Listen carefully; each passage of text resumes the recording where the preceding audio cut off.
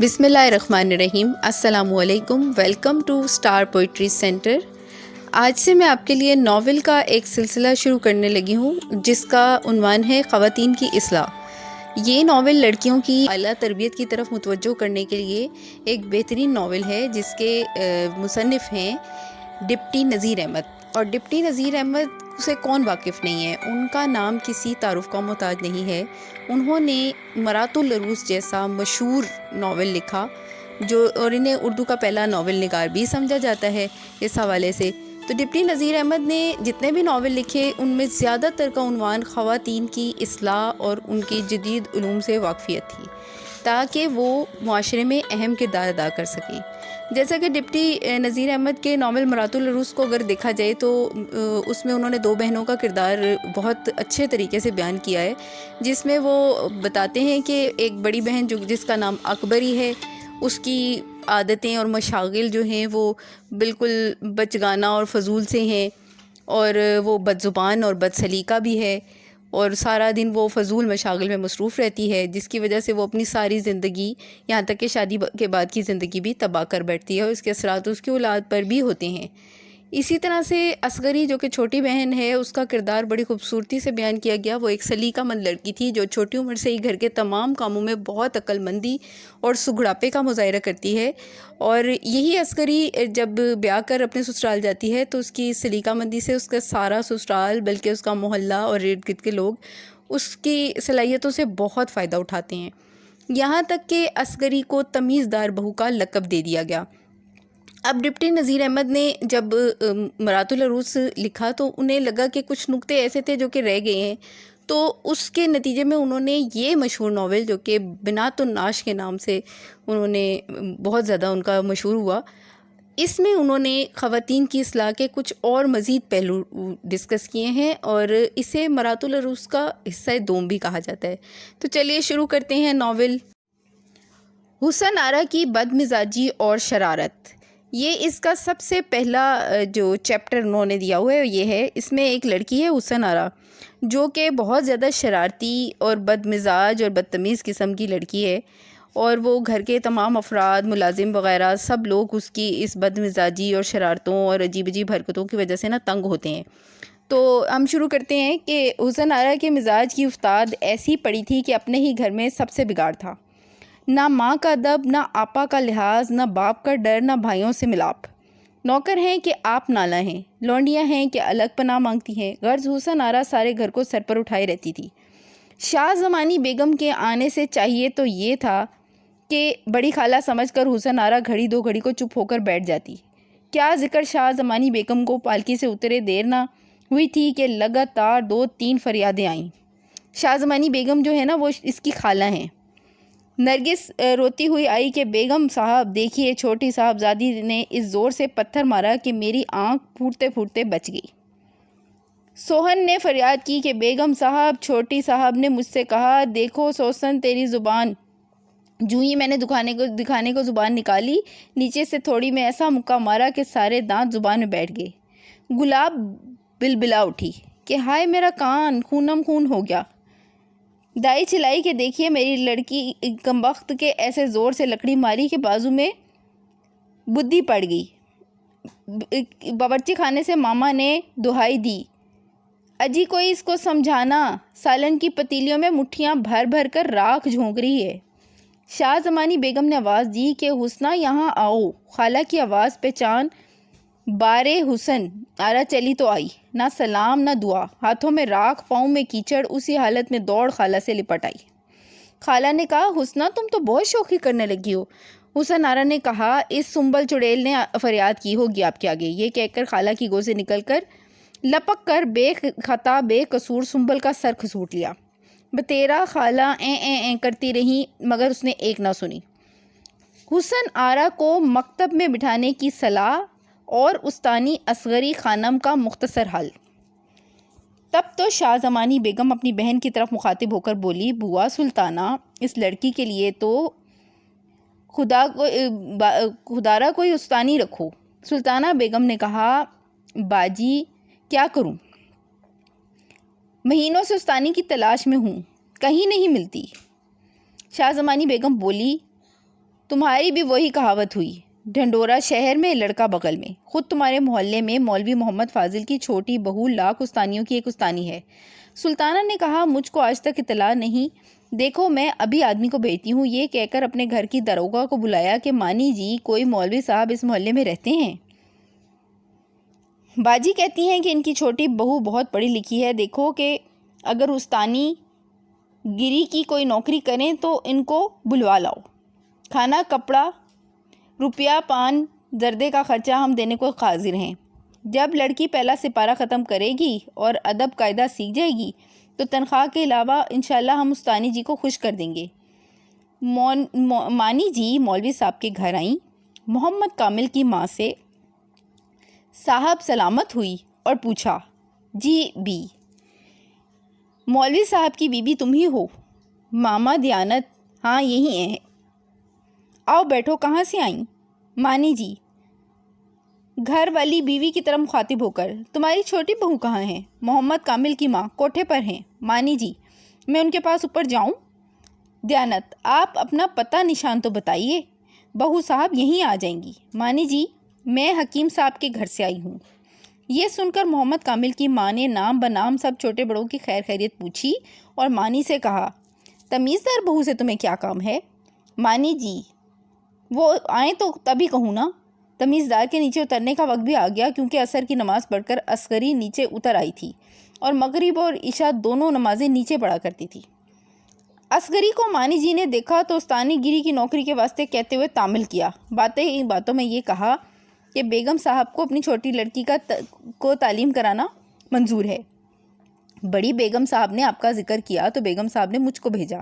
اصغری نے کہا، دونوں بیگم صاحبوں کو میری طرف سے بہت بہت سلام کہنا اور یہ کہنا کہ جو کچھ برا بھلا مجھ کو آتا ہے کسی سے مجھ کو عذر نہیں ہے۔ اسی واسطے انسان پڑھتا لکھتا ہے کہ دوسروں کو فائدہ پہنچائے، اور بڑی بیگم صاحب کو معلوم ہوگا کہ میں اپنے میکے میں کتنی لڑکیوں کو پڑھاتی تھی، اور میرا جی بہت چاہتا ہے کہ بیگم صاحب کی لڑکی کو پڑھاؤں، لیکن کیا کروں، نہ تو بیگم صاحب لڑکی کو یہاں بھیجیں گی اور نہ میرا جانا ہو سکتا ہے۔ مانی جی نے تنخواہ کا نام صاف تو نہ لیا، لیکن دبی زبان سے کہا کہ بیگم صاحب ہر طرح سے خرچ پات کی ذمہ داری بھی کرنے کو موجود ہیں۔ اصغری نے کہا، یہ سب ان کی مہربانی ہے، ان کی ریاست کو یہی بات زیبا ہے، لیکن ان کے زیر سایہ ہم غریب بھی بڑے ہیں۔ خدا ہم کو بھی بھوکا ننگا تو نہیں رکھتا نا۔ بے داموں کی لونڈی بن کر تو خدمت کرنے کو میں حاضر ہوں، اور اگر تنخواہ دار استانی درکار ہو تو شہر میں بہت مل جائیں گی۔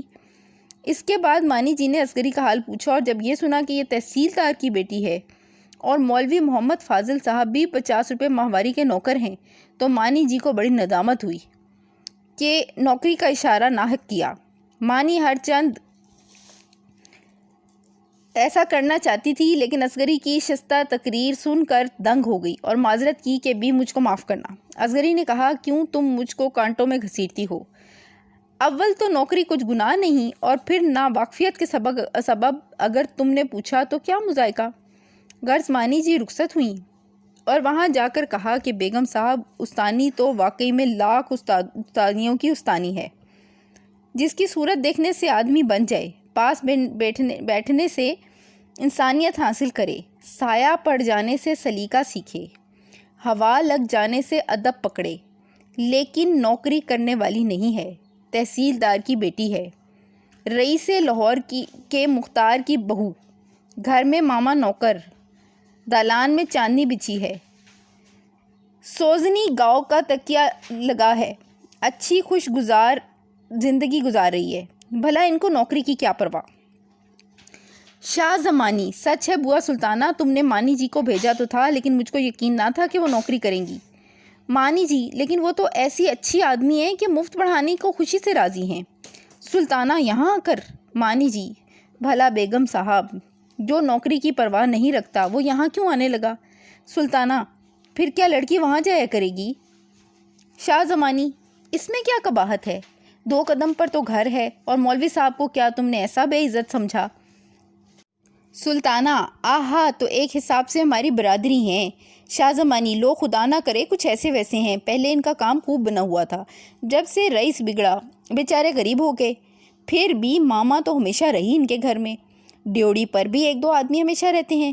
سلطانہ خیر حسن آرا وہیں چلی جایا کرے گی۔ اگلے دن شاہ زمانی بیگم اور سلطانہ بیگم دونوں بہنیں حسن آرا کو لے کر عسکری کے گھر آئیں۔ باوجود یہ کہ عسکری کے یہاں غریباؤ سامان تھا، لیکن ان کے انتظام اور سلیقے کے سبب بیگموں کی وہ مدارت ہوئی کہ ہر طرح کی چیزیں وہیں بیٹھے بیٹھے موجود ہو گئیں۔ 2-4 طرح کا عطر، چوگڑا، الائچی، چکنی، ڈلی والی چائے، بات کی بات میں سب موجود ہیں۔ خوب مزے کی گلوریاں تیار ہو گئیں۔ دونوں نے عسکری سے کہا کہ مہربانی کر کے ذرا اس لڑکی کو دل سے پڑھا دیجئے۔ عسکری نے کہا اول تو خود مجھ کو کیا آتا، مگر جو 2-4 حرف بزرگوں کی نعت سے آتے ہیں انشاءاللہ ان کے بتانے میں اپنے مقدور بھر دریغ نہ کروں گی۔ چلتے ہوئے سلطانہ بیگم ایک اشرفی عسکری کو دینے لگیں۔ عسکری نے کہا اس کی کچھ ضرورت نہیں، بھلا یہ کیوں کر ہو سکتا ہے کہ میں پڑھوائی آپ سے لوں؟ سلطانہ بیگم نے کہا استغفر اللہ، پڑھوائی دینے کے واسطے ہمارا کیا منہ ہے، بسم اللہ کی مٹھائی ہے، تبرک کے واسطے مٹھائی بانٹ دیا کرتے ہیں، سو اشرفی کیا ہوگی؟ بچوں کا منہ میٹھا کرانے کو سیر آج سیر مٹھائی کافی ہے۔ یہ کہہ کر اس نے دیانت کی طرف اشارہ کیا۔ وہ کوٹری میں سے ایک کاپ بھر کر مٹھائی نکال لائی۔ عسکری نے خود فاتحہ پڑھ کر پہلے حسن آرا کو دی اور پھر دیانت کو اٹھا دی کہ سب بچوں کو بانٹ دو۔ سلطانہ نے کہا اچھا تم نے مجھ کو شرمندہ کیا۔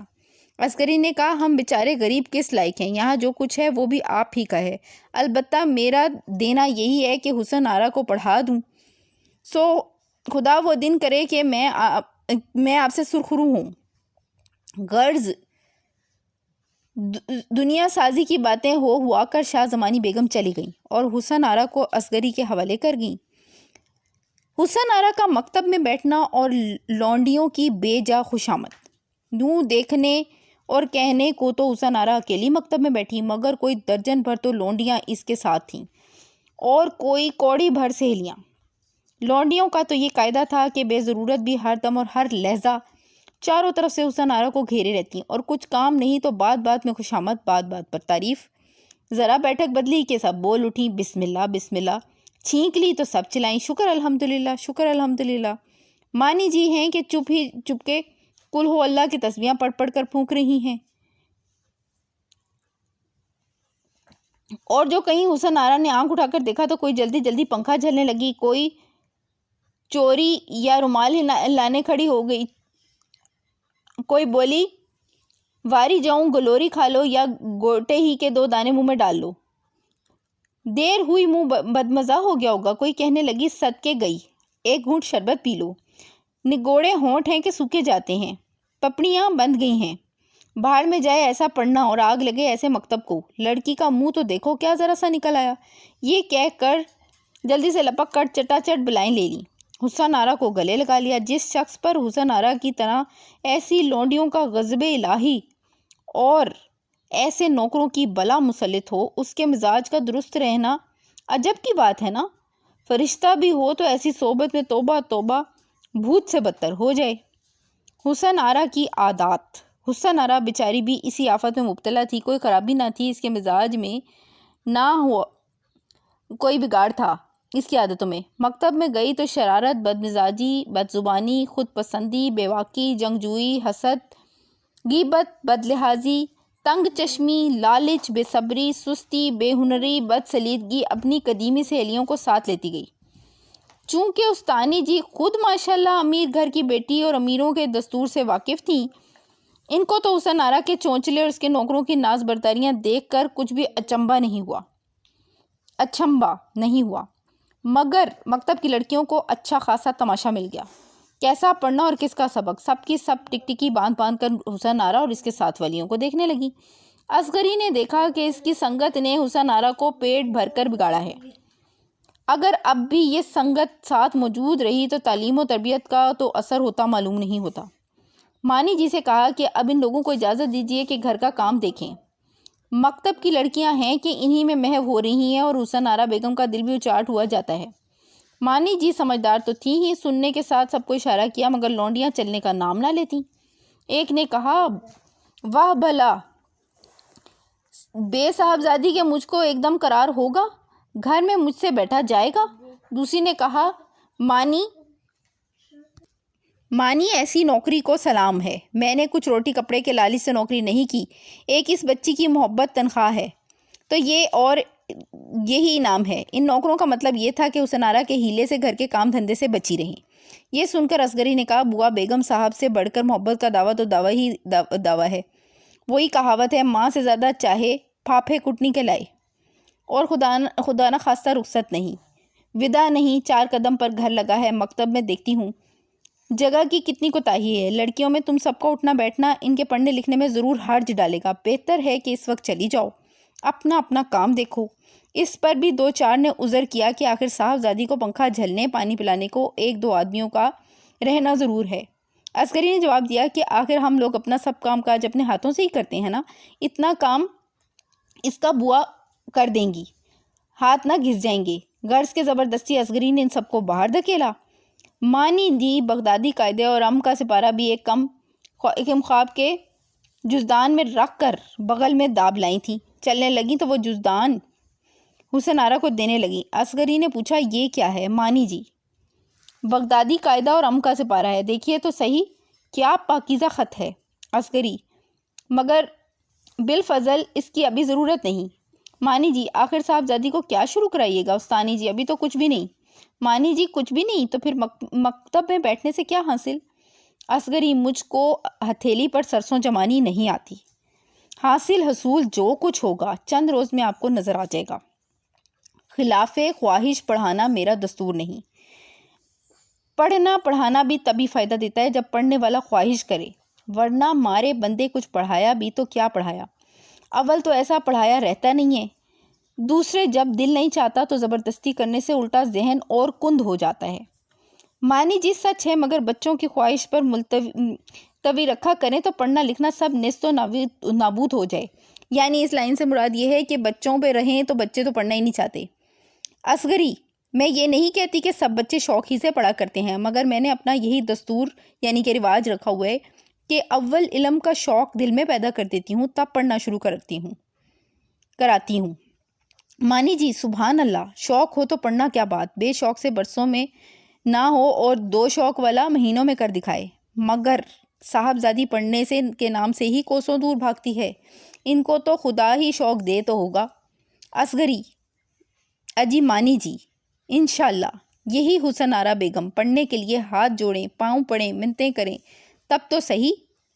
غرض کے ساتھ والیاں تو سب رخصت ہوئیں، اب حسن آرا اکیلی اصغری خانم کے پاس رہ گئی۔ اصغری اول تو خود بڑی زیرک تھی، حسن آرا کے قیافہ اور تھوڑی سی دیر کے طرز و انداز سے سمجھ گئی کہ دوسرے ایک محلے کا واسطہ سب کچھ پہلے سے سنا چکی تھی۔ غرض جو دقتیں حسن آرا کی اسلام میں پیش آنے والی تھیں اصغری سب جان چکی تھی۔ خیریت اتنی تھی کہ حسن آرا کے مزاج میں جہاں دنیا بھر کی خرابیاں تھیں، ایک سیاہ چھائی بھی تھی کہ ذہین اور سمجھدار ہونے کے علاوہ نیک ذات بھی تھی۔ فوراً اس کا دل اچھی بات کا اثر قبول کر لیتا تھا، اور اگر اس سے کوئی خطا ہو جاتی اور وہ نرمی سے کوئی تنبیہ کر دیتا تو قائل اور نادم ہو کر اپنی حرکت پر تاسف اور تلافی کرنے میں کوشش کرتی۔ اتنی ہی بات کا سہارا تھا کہ اصغری خانم نے اس کی تعلیم کا بیڑا اٹھا لیا، یعنی کہ اصغری نے اس کے اندر ایک پازیٹیو ایلیمنٹ دیکھا تھا کہ وہ اچھی عادتیں اپنا لینے والی لڑکی ہے، جلد سدھار نظر آ رہا تھا اسے۔